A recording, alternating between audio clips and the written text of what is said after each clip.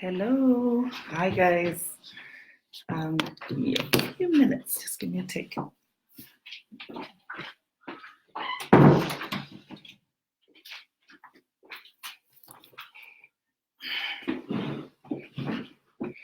Okay. Thank you for coming on tonight. This is a topic I've been asked to try or attempt to tackle on demand. There's so many gray areas for people, and I just thought, let's talk about this.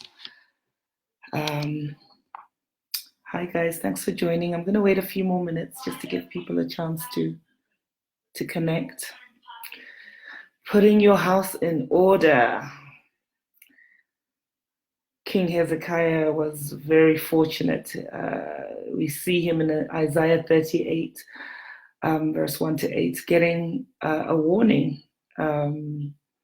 He got ill, and it was an illness up to the point of death, where a prophet was sent to him to tell him to put your house in order because you're going to die and you will not recover. Now, in the case of King Hezekiah, he was fortunate enough. Hey, Haji. Hi, guys. Thank you for joining tonight. To be able to plead with God, and was given an extension on his life. But many of us don't get that opportunity. Many don't get that chance to know when it is that you're supposed to put your house in order. I was laughing with a friend the other day and I said, oh my gosh, sometimes if you think of the scurry that you leave the house in, everything everywhere, you'd hate to imagine people having to go through your stuff and the mess that will be there. But, death is one of those things I would call that as a very rude thing. Oftentimes it doesn't give you a warning. It comes like a thief in the night. And it's something that's coming for everyone at some point. It's almost like we're all on this train journey and we don't know when any one of us is going to get off it. I think quite recently, I personally have been really affected by that. And I know a lot of other people, a lot of other families, and, my sincere condolences to anyone who's really been impacted by this. For those families who haven't experienced any death of anyone close before, it will come at some point, unless Jesus returns before that.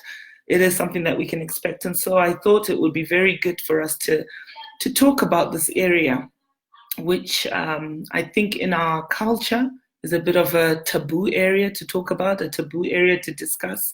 It's something that we don't want to talk about because it's not a nice thing, Death shakes you up. It causes confusion. It ruins any plans that we had together for the future. And, ultimately, it costs. I had one of my aunts joking, saying, people say in our culture, needs no paradise or because literally the minute that news comes, money is required. People are taking flights and people are traveling from wherever they are. It costs money to die. When we're alive, I wish we didn't complain as much as we did, because we do and say, oh, times are hard, I'm waiting for a breakthrough. But when death comes, honestly, it costs money as well. And so I just wanted us to tackle some of the realities that we have to face when such a scenario comes. I am waiting for a couple of really important ladies who are supposed to join me, but I think they've chickened out on me tonight. So do bear with me. I was hoping to be able to invite some of you to join in the conversation as well. So I don't know if anyone can find that little button to add on at some point. We'll do that. But I think I'll just start off and talk about the areas that I wanted to address and probably shed a little bit of light for some people. And I guess reassure that whilst it's something that we all dread, we all don't want to happen, the sooner we address that it is going to happen, the better, because we start to put things in place and put plans in place and make it as pain-free as possible for those who are going to be left behind, because those are the ones that really matter, the people that you love, the people that close to you. So yeah, just bear with me. Sorry, let me just put this phone on silent.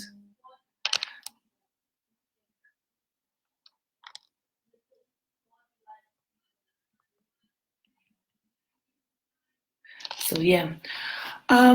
So the first thing I wanted to talk about are, you get that phone call, the news has come, you've lost someone who you really care about.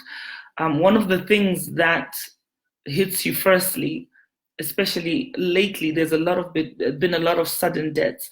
I know Dr. Chireka was talking about it earlier, trying to discuss to say, guys, what's happening here in diaspora? There's been so many sudden deaths. Is it our diet? Is it our lifestyle? What's actually happening? Death, I know, is a mystery. You could be the fittest fiddle on the earth and still pop your clog suddenly, or you could, there's no real formula. Some to say. However, I do believe there's certainly things that we can do to help ourselves to live longer. But having said that, that call has come through, and that there's that shocking news that your loved one is no longer around. Then there's the need to call and tell everyone that this is what's happened. If this person is so close to you, you are the people that they're looking to make decisions as well. Is this person going to be buried here in England? Are they going to be buried abroad? All those decisions have to be made by someone. And at this point, you're in a shock, you're heartbroken, you're devastated, you're not really in the clearest of mind. It's a time again where we see a lot of family uprisings. People grieve in different ways. Certain things offend other people. Earlier, a friend of mine was going to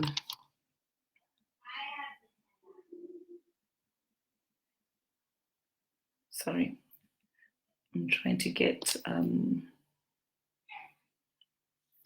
one of my speakers to come on. For some reason, she can't connect when I hope you guys can. Yeah. Settings. Okay, thanks, Haji. This is what I was trying to ask earlier on, if someone could put something to add on, because I'm using my laptop for the first time, so I can't seem to see that add button on there, which is a bit of a shame, because I really want us to have a conversation about this and deal with the practicalities. Just bear with me a couple of minutes, guys. Let me see if I can just tweak that while I'm talking to you. Settings and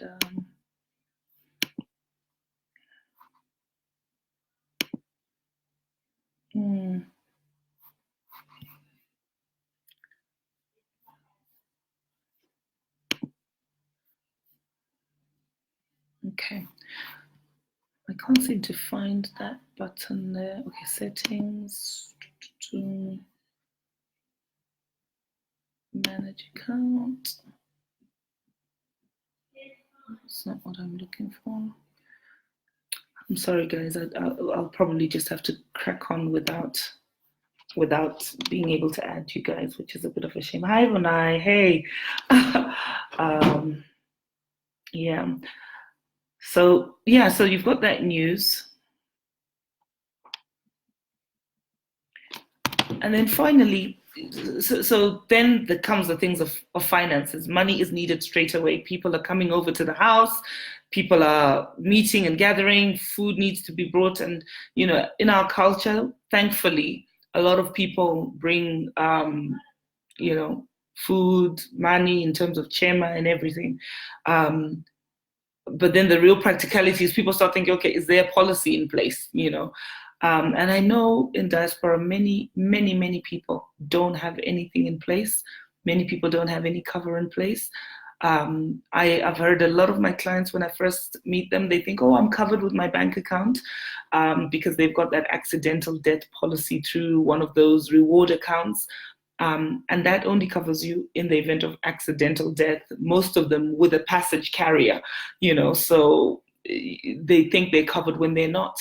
So it's very important to make sure that, okay, if I were to go today as an individual, is there enough money for people to even start to manage things a little bit, on average, at the very minimum, I think £5,000, will sort of try and do the job. But then there's airfares, people need to fly back and forth, all those things, immediate families, there's enough money to cater for those things. So that's necessary. In terms of the different types of policies that can meet that need, there are death cash plans, which literally pay you out a lump sum upon death. I know Diaspora Cash Plan does that, which is brilliant. One of the wonderful things I like about that policy is that they have no medical underwriting with it. So even if you've had bad news that you were terminally ill, you live in the UK, you can actually take out that policy. And I think if you died within the first 3 months, there is a reduced amount that they would pay you. But it also covers family and parents abroad and things like that. So that's quite good. And I'm sure brothers at Jeff Sango who does it. You can get in touch if you are in that particular situation where that is the scenario and you want to get your family abroad covered, because for most of us in diaspora, when a funeral hits, it's not just your funeral you have to be concerned about, but it's the funeral of others who are maybe not in as financial position to be able to stomach the costs. So they're all looking to you. So you really feel it always round. Then the next type of policy, which I've heard people asking me about, is a funeral plan, a funeral policy, specifically with a funeral parlor. In the UK, they have the co-op, the different types of funeral plans where after a certain period of time, you've had it paid up and you know that your funeral is paid for. Nyaradzo, I know they do one as well where, I think they've included repatriation of your body back home as well, which is a fantastic service because, like I said, shock has hit you. Things have happened, and sometimes it's just nice to have someone to take care of the burden, and that is done. Then there's what is called a whole of life policy, which literally would pay out whenever you died. Most of these you would pay them up to sort of age 80, depending on things. Over 50s plans sometimes fall into that category as well. But I like the whole of life policies because they give you the option to have a cash amount. Now, when you live in diaspora, there's the dilemma of, are you going to be buried here? Are you going to be buried home?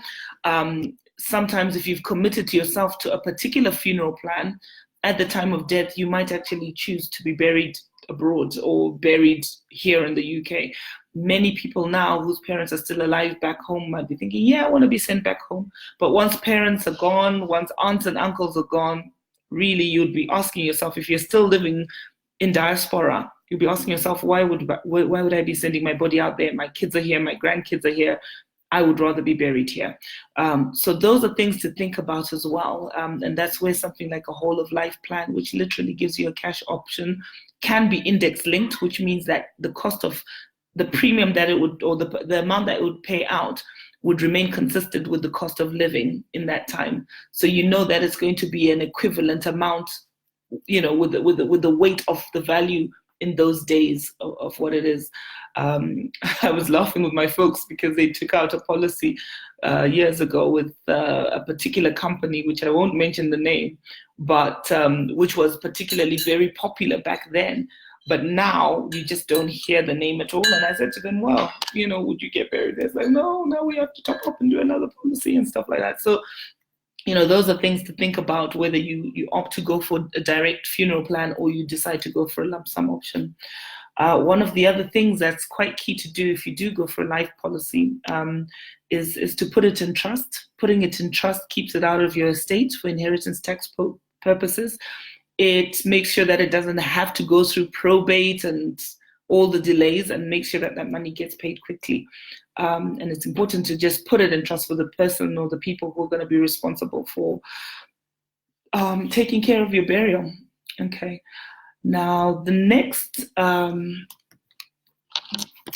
don't know how I'm going to add Rumbi and Wanai because I know they're here, and they've got some really important things to share with you. So we'll have to work out how we're going to do it on there. The next thing that concerns people, I suppose, after that's happened, is there's going to be potential disputes. Who owed me money? Who owed who money? And as diasporans, I know there's many people who've bought properties abroad in the names of brothers and sisters, etc. Now, if you haven't had that documented anywhere, again, that's just an argument waiting to happen at some point. How do you prove? Have you got any evidence? Have you got any proof that that is yours? That is something that whilst you're alive, if you've worked so hard, perhaps you couldn't go back home for whatever reason, so you got your sister or your uncle, to build or buy properties for you abroad. Is that documented? Is it time to sort of make sure that the transactions of transferring title and stuff are done so that that confusion is eradicated? Many family quarrels and disputes come about because of issues such as that. An area that I believe Rumbi will want to share with you a little later on is, how the law deals with children outside of wedlock, especially when you die without having a will, versus the law in the UK as well. If you've built things together, and you've done it all your life, and then suddenly you realize at death, which usually happens, that you had siblings or other children elsewhere, your husband had other children elsewhere, your wife had other children elsewhere that they hadn't mentioned, they also are entitled to part of those properties. And how do we deal with that? So again, how doing a will is so critical, and making sure that those issues are addressed. I'll just steer on in the life cover or life insurance side of things, because person's been buried, the funeral went well. Then there's the reality of, what, this person was my spouse, this person was my mom, this person was a breadwinner who I was relying on. Their income is no longer coming in. If you're fortunate enough to be employed with a company that has a death and service benefit through the pension scheme, there is a lump sum payment that would come because of that.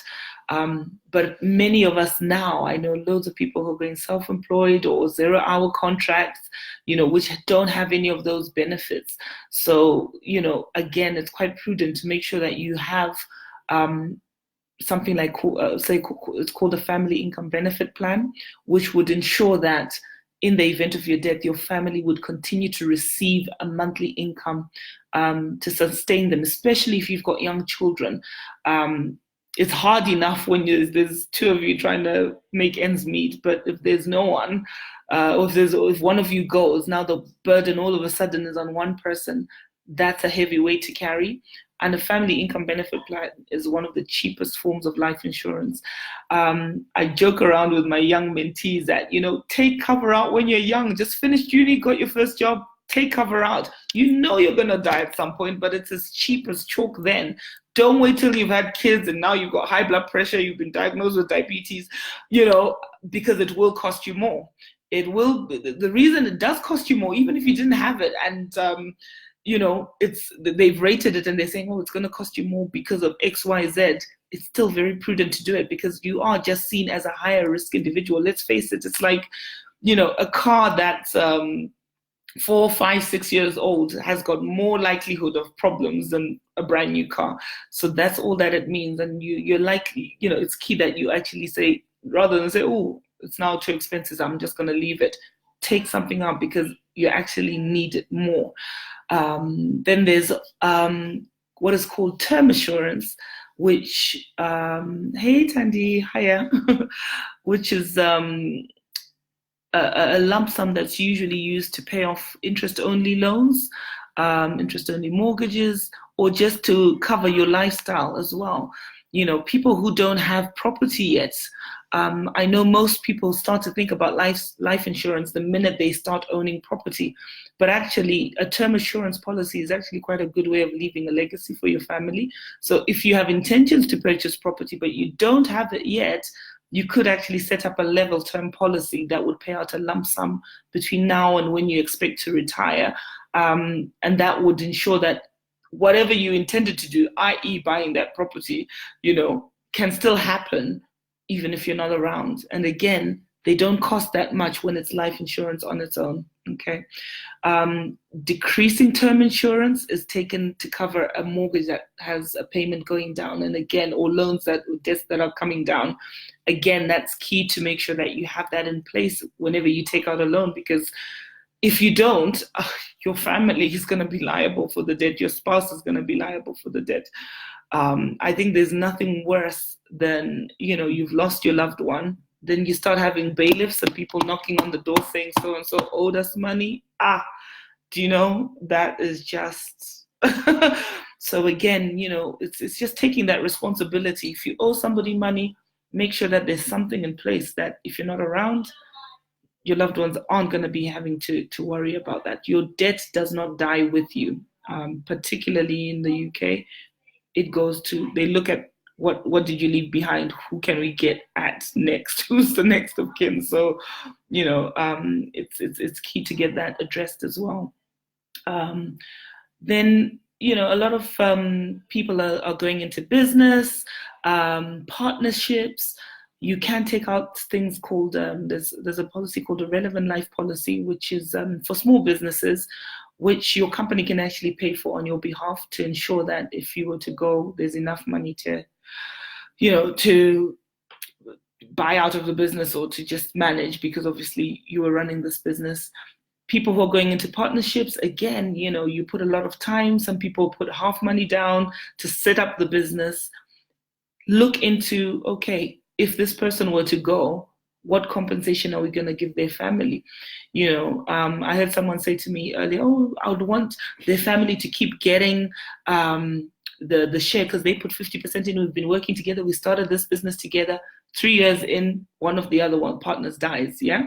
The reality is, of the profits, let's say from that point on, you take the business to a double profitability, you will feel very hard done to have to be paying the family, spouse or children, 50% of the profits for someone who has not been carrying the business during that period of time. So again, things like Keyman Insurance, these are things that once you do set up those partnerships, you have to think about. You have to say, okay, what happens? This scenario, we're doing this together, but wait a minute, if your wife dies or if you die, what's going to happen?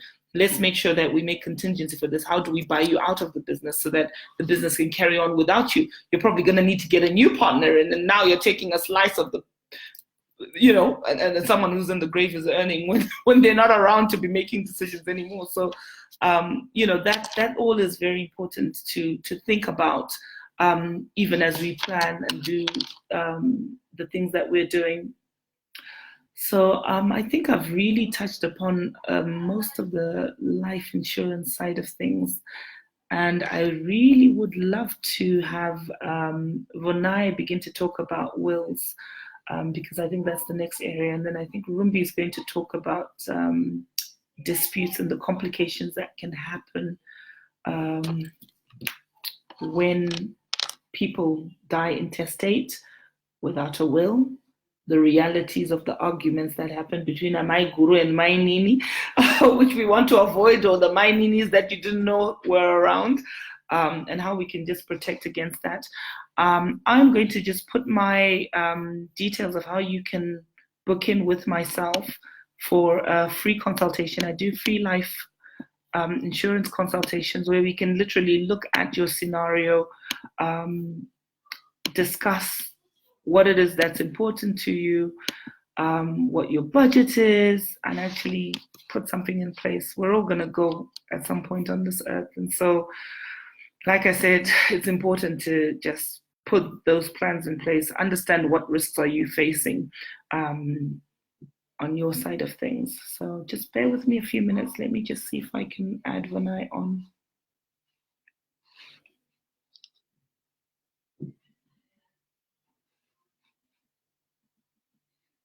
Vonai, can you request an add-on at some point? I thought I was being very clever today, where I decided to use my laptop, and I don't think it likes me trying to add people on via this thing. So King Hezekiah was okay.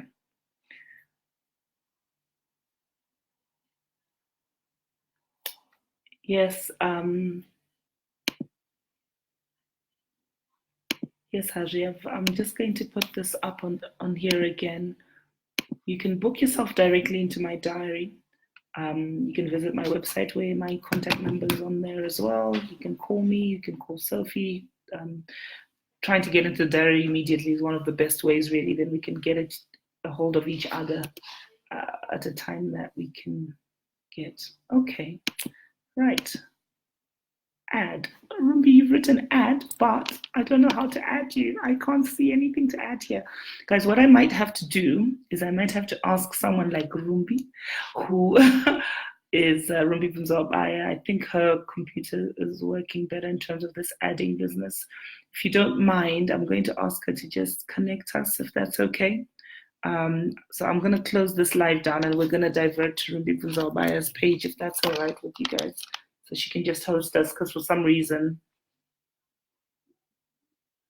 I'm not able to add people on from here unless I try and do it from my phone.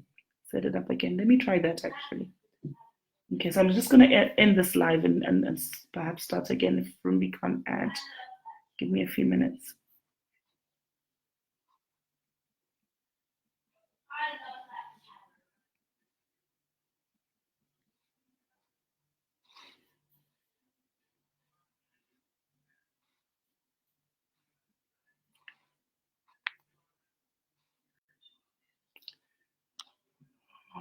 This is why we should have practiced it earlier. Okay.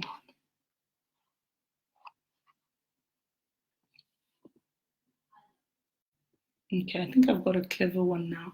I'm just going to end this live and I'm going to get on there again. I should be able to bring friends on my phone. Okay. See you in a few seconds, guys.